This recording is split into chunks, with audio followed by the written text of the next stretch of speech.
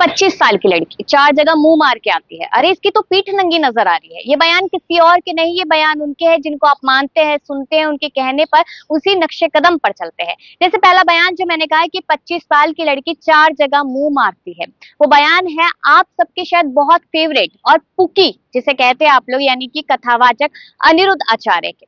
दूसरी तरफ देखा जाए तो जो बयान है कि पीठ नंगी नजर आती है, मस्जिद में जाना अलाउ नहीं कर सकते, ये बयान है डिंपल यादव के लिए, और ये बयान दिए गए हैं एक मौलाना शहाबुद्दीन की तरफ से, जो ये बात कहते नजर आते हैं। कहते हैं कि मस्जिद में इकरा हसन नजर आई जिन्होंने सर पे चुन्नी ढक रखी थी, लेकिन जो डिंपल यादव है उनका जो पहनावा था वो बिल्कुल सही नहीं था, पीठ नंगी नजर आ रही थी, इस तरीके से वो एक टीवी चैनल पे कहते नजर आते हैं। लेकिन उन्हीं के पक्ष में एक और मौलाना आते सुफियाना, जो कहते हैं कि डिंपल यादव नमाज पढ़ने नहीं गई थी, उनका पहनावा बिल्कुल सही है, और जो इकरा हसन है उनका पहनावा भी सही है क्योंकि वो नमाज पढ़ने गई थी। लेकिन आप एक चीज देखिए, हमारा भारत देश, हमारे भारत की संस्कृति महिलाओं के सम्मान की बात करती है, लेकिन यहाँ पर जिन लोगों को माना जाता है, जो जस्ट एक इन्फ्लुएंसर है, छोटे मोटे नेता भी नहीं है, वो इस तरीके से बड़े बड़े बयान दे रहे हैं महिलाओं को लेकर।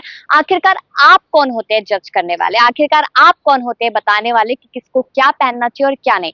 लेकिन अगर मैं अनिरुद्ध आचार्य की बात करूं तो वो तो सीधा करेक्टर पे खेलते नजर आए हैं। मतलब आप सोचिए कि आपके घर और परिवार में अगर कोई 25 साल की लड़की है तो उसके लिए उन्होंने ये बयान दिया है, और उसके बाद वो एक और वीडियो जारी करते हैं। जब मीडिया कर्मी उनके पास पहुंचे, वो कहते हैं कि भाई साहब मेरी तो वीडियो को एडिट कर दिया गया है, मैं तो कुछ लड़कियों की बात की थी, आपके पास कोई अधिकार नहीं है कुछ लड़कियों की बात करने का।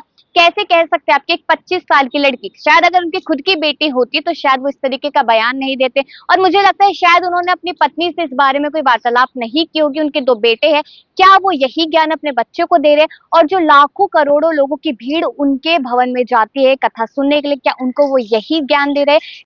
वैसे तो वो कहते कि मैं बचपना करता हूँ और भगवान श्री कृष्ण का बचपन हूँ, ना जाने कितनी तरीके की बातें कहते हैं, लेकिन आपको याद होगा कि प्रेमानंद महाराज ने भी उनको कितनी बुरी तरीके से फटकार लगाई थी, और उसके बावजूद वो इस तरीके के बयान देते हैं। उनकी तमाम वीडियो सोशल मीडिया पे वायरल होते हैं और शायद वो यही कंटेंट देना लोगों को पसंद करते हैं। लेकिन आप सोचिए कि अगर एक कथावाचक इस तरीके से कहेगा या फिर एक मौलाना इस तरीके से कहेगा कि पहनावे का ढंग नहीं है, तो क्या आप उन लोगों को मानेंगे, सुनेंगे, और क्या अभी भी आप उनके नक्शे कदमों पर चलेंगे? ये आप लोगों की सोच पर निर्भर करता है। अगर आपकी सोच ऐसी नहीं होगी तो आप नहीं करेंगे, सोच ऐसी ही होगी तो आप जरूर करेंगे। फिर राय दीजिएगा इस पर।